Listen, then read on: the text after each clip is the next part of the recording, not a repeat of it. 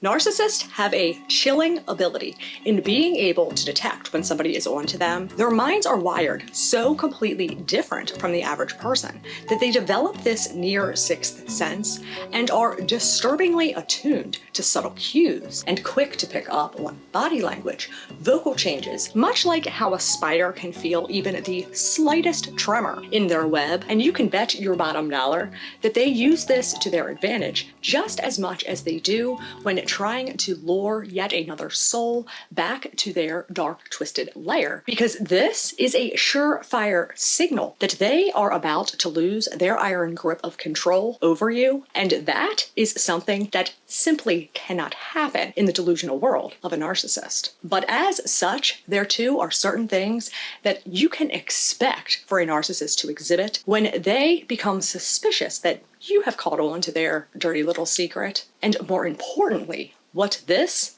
means for you. The first move they are going to make is one to which they can quickly regain the power in the relationship. And the easiest way for them to do this is to revert back to love bombing. They will suddenly become more attentive, affectionate, almost like they've had this epiphany on what a decent partner, friend, or family member actually is, bringing up all kinds of stories and memories about the good old time, claiming that they miss how things were, promises about wanting to work harder and prioritize this relationship with you. Using this to serve as almost like a little relationship reboot, if you will, and allows them to once again regain the control over how you perceive them, as well as makes the next step in this calculated strategy more effective.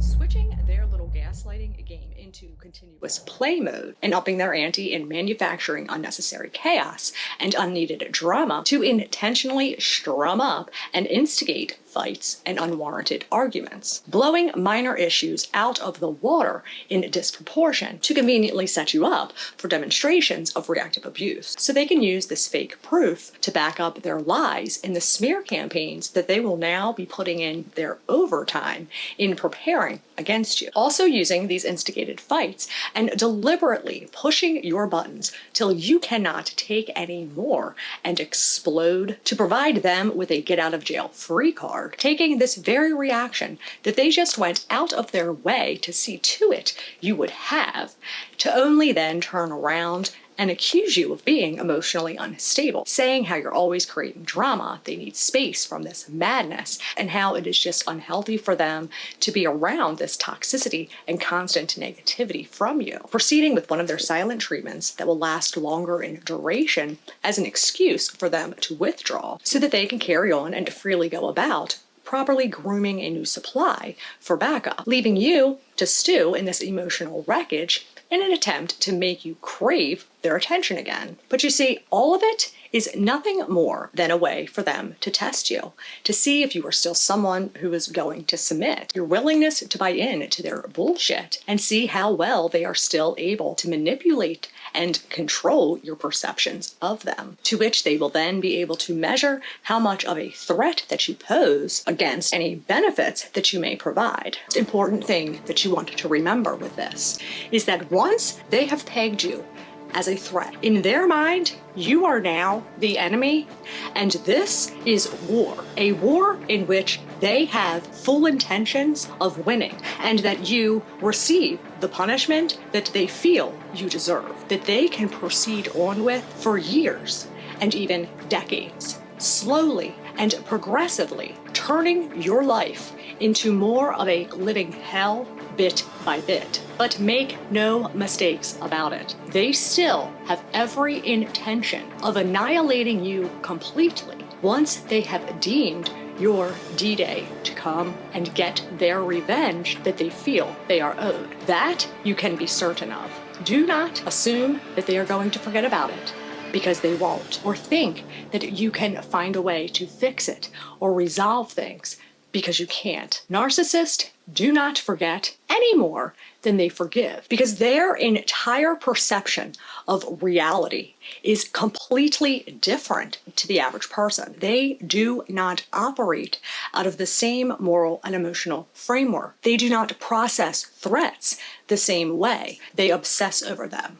They plot, they plan, and they wait. Because as much as narcissists like to control the perceptions of others, they too very much like to be in control of themselves, knowing precisely when they can go around being all douchebag are us, and when it is more appropriate to put their likable, humble human getup on, and why they are more prone and likely to use psychological abuse versus physical. Not because they are inherently opposed to physically harm someone. Hell no. It is because they know they are most likely able to get away with it, and it is more easily contained so that it doesn't poison the well in others' minds about this likable, humble human getup that they put on for the outside world. To which there will also be points where they will put this likable, humble human act on again for you. There will be times when you may feel this relationship is tolerable, or even that maybe have figured out their game and are able to stay one step ahead of them. But this is all just part of their strategy.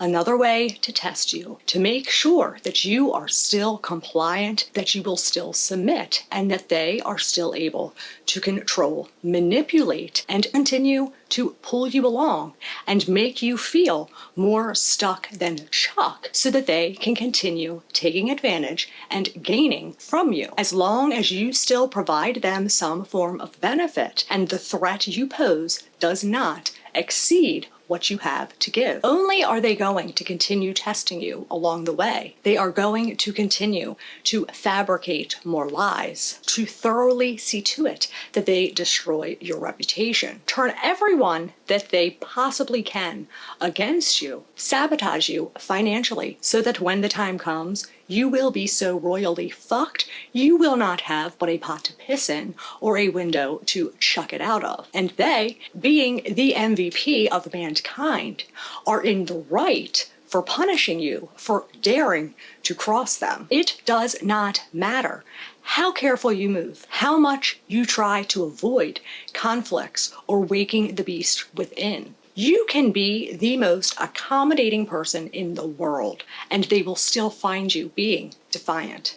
You can never argue, never challenge, never step out of line, and they will still constantly be scanning and seeing reasons that you might, making it impossible for anyone to safely tiptoe around them, and why there is no such thing as a healthy relationship with a narcissist. Because the way these individuals think and behave by nature is abusive, having a total disregard for others, no effective empathy, no object constancy. Their utilitarian mindset and their need for dominance, power, and control is all indicative of abuse. No amount of love, empathy, compassion, kindness, or effort in the world is going to fix, help, or save a damn thing with them. Will only be used as a weapon against you every single time, because they legit do not give a single